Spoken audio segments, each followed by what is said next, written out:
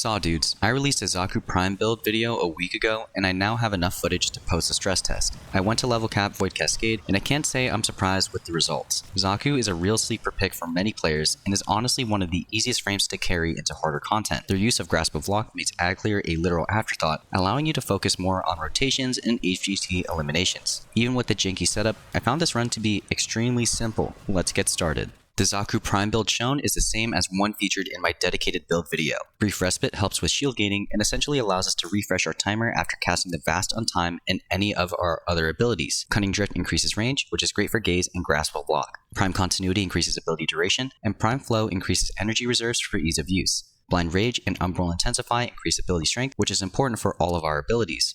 Overextended and Archon Stretch increase ability range once again. Archon Stretch will allow us to regen energy over time with our companion. Energy Nexus provides 3 energy per second, alleviating energy issues and ensuring we can remain in the Vast on time nearly permanently. Rolling Guard is our failsafe. You will notice that I have subsumed Nourish over Zada's Whisper. This is for the energy gain multiplier, which increases the energy per second gained from Energy Nexus from 3 to 6.3. This is a massive bump, making our expensive abilities less of an issue. Nourish also affects the energy return from Archon Stretch, making this setup self-sufficient. The Arcanes are up to preference, but I still prefer to run Molt Augmented and Arcane Energize. Molt Augmented increases ability strength on kills, allowing us to fully strip enemy defenses with Gaze later on. Arcane Energize is an energy failsafe in case we can't cast Nourish. If you find it unnecessary, go ahead and swap it out for any other Arcane of your liking. The Archon Shards I chose to use for this run are a bit wonky. I have 2 Crimson Talford Shards for ability duration, which made the Vast on time and Nourish last way longer, decreasing total energy expenditure. Then I used 2 Talford's Violet Shards. One of them was attuned for melee critical damage, which was not necessary. The other was used as a mini equilibrium, which helped with energy economy issues. If I had to do it over, I would swap the critical damage shard for more duration, or another mini equilibrium. The final shard was a Talforge Amber, attuned for casting speed. My primary weapon of choice was Bubonico, an old favorite. I used Galvanize Hell, Galvanize Savvy, Critical Deceleration, Prime Ravage, Hunter Munitions, Prime Charge Shell, Shotgun Elementalist, and Atomic Fallout with Galvanize Acceleration in the Exilus slot. I chose to use Shotgun Vendetta for fun because it will get 40-something multi-shot with it active. This gun is primarily used to prime enemies with Viral, Electricity, and Radiation procs, but it could hold its own against enemies. As you'll see in the run, I mainly use this alt fire to apply Viral quickly. The secondary I chose to use was the Laetum for its straightforward face melting. The Incarnon perks I chose to use were Marksman's Hand, Lethal Rearmament, Kaput Mortem, and Overwhelming Attrition. Keep in mind, this is a crit Laetum build because I will rep that side until I die. The build I used had Galvanized Diffusion, Prime Pistol Gambit, Prime Target Cracker, Galvanized Crosshairs, Lethal Torrent, Prime Convulsion, Pistol Pestilence, and Prime Heated Charge with Lethal Momentum in the Exilus slot. The Arcane is secondary Deadhead to increase headshot damage potential. This build is capable of going to level cap alone, and is easily one of the best builds for newer level cap players. My melee weapon was the newly released Quassus Prime. The stance I chose to use was Votive Onslaught with Dreamer's Wrath in the Exilus slot for the extra Tennokai goodness. This was followed by Condition Overload, Prime Reach, Blood Rush, Prime Fury, Galvanized Steel, and Elementalist, Organ Shatter, and Killing Blow. I chose to use Melee Animosity as my Arcane to further boost the heavy attack crit damage. Then we have the Panzer build. The most notable parts of the build are Scent Deconstruct, Viral Quills, Tenacious Bond, and Reinforce Bond. Scent Deconstruct creates health orbs, which get converted to energy via our mini equilibrium shard. Viral Quills primes enemies with Viral, boosting our outgoing damage with Grasp of Lock and our weapons. Tenacious Bond increases our final crit multiplier, and Reinforced Bond increases our fire rate. This companion serves as a cherry on top for our outgoing damage. Tech Assault is a flexible mod slot, and can be substituted for any other bond mod of your choice. Since the Caliban stress test, I revised my Panzer Claws build so as to not embarrass myself again.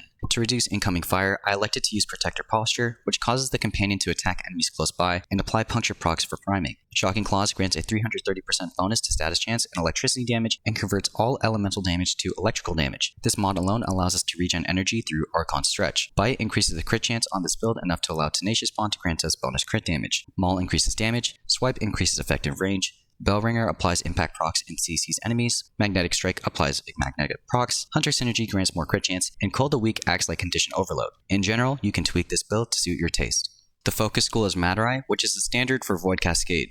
This focus school is important for killing Thrax units in a timely manner and is massively helpful for self-revival. I know you might be tempted to use Eneric because it generates energy, but we are already using 2 passive energy regen sources, Energy Nexus and Archon Stretch. With this setup, energy should not be an issue.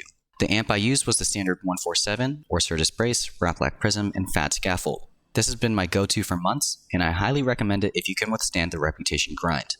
I used Magus Cloud, Magus Lockdown, Eternal Eradicate, and Eternal Onslaught as my operator arcanes. Now let's get into the run. First of all, Xaku is easily one of the best frames to go to level cap with and is on par with Rhino. Let's get through their abilities and how they work in practice. The Vast on Time, Xaku's ultimate, makes everything work smoothly. Casting it slows enemies, makes them 50% more vulnerable to void damage, and grants a 20% movement speed bonus. But here's the kicker, it also pauses ability durations. This synergy lets you maintain other active abilities for extended periods, giving you a near permanent uptime on buffs and debuffs in high stakes battles. The time stop buff allows you to play like Dio Brando,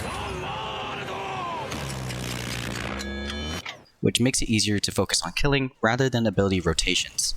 Grasp of Lock, their second ability, disarms enemies and steals their weapons, turning them into floating spectral guns. These guns scale their damage with enemy levels, meaning that as enemies get tougher, so do your Grasp of Lock weapons. This scaling mechanic makes Xaku a deadly DPS machine at any level. Damage relevancy is a huge aspect in level cap. As soon as damage starts to fall off, your margin of error becomes much smaller. As a result, the run may become unsustainable and might cause a mission failure. Since the ability scales with enemy level and our build, we can effectively be one step ahead at all times. The final ability worth noting is Gaze, the second sub-ability of the Lost. Gaze is an armor-stripping powerhouse. It completely removes enemy defenses within its radius, assuming you have enough ability strength, reducing the toughest level cap enemies to paper-thin targets. This defense strip is great for your weapons, but it's the perfect pairing for Grasp of Lock. As you'll see later on, fully stripped enemies take millions of points of damage per shot from Grasp of Lock. You're pretty much a walking point defense system with little to no regard for ads. With the abilities out of the way, we can now cover the other facets of the frame that make high-level content so easy. While surviving at level cap can be tricky, Xaku Prime has multiple layers of defense that don't require extensive micromanagement.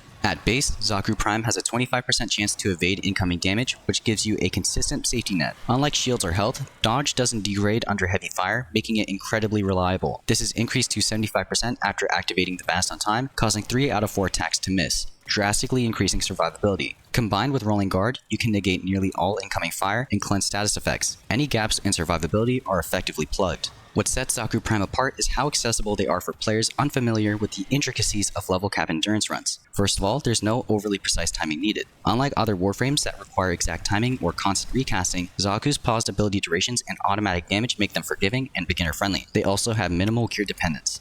Xaku's damage scales with enemy levels via Grasp of Lock. This means you don't need perfectly rolled ribbons or endgame weapons to be effective. They're adaptable to many situations. Whether you're facing heavily armored enemies or hordes of weaker foes, Xaku Prime's abilities work seamlessly in all scenarios. Xaku Prime is such a great choice for level cap that it's insane. They're easy to play, hard to kill, and incredibly effective at both dealing damage and supporting their team. Whether you're a veteran looking for a low-maintenance Warframe or a newcomer to endurance runs, Xaku Prime is the ultimate choice. I hope this video helped, and let me know what you think in the comments. As always, thank you for watching and happy farming. Stay safe.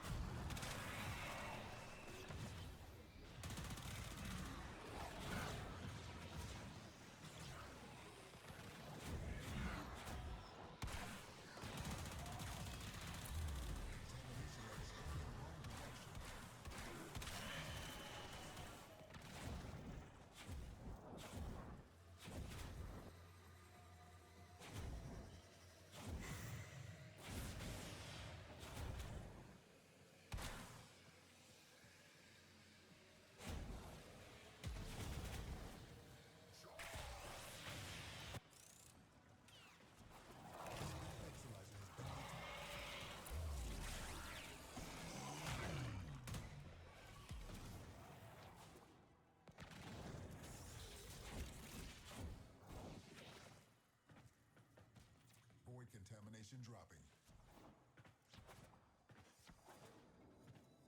Exhalyzer suppressed. Purge it before it makes the contamination worse.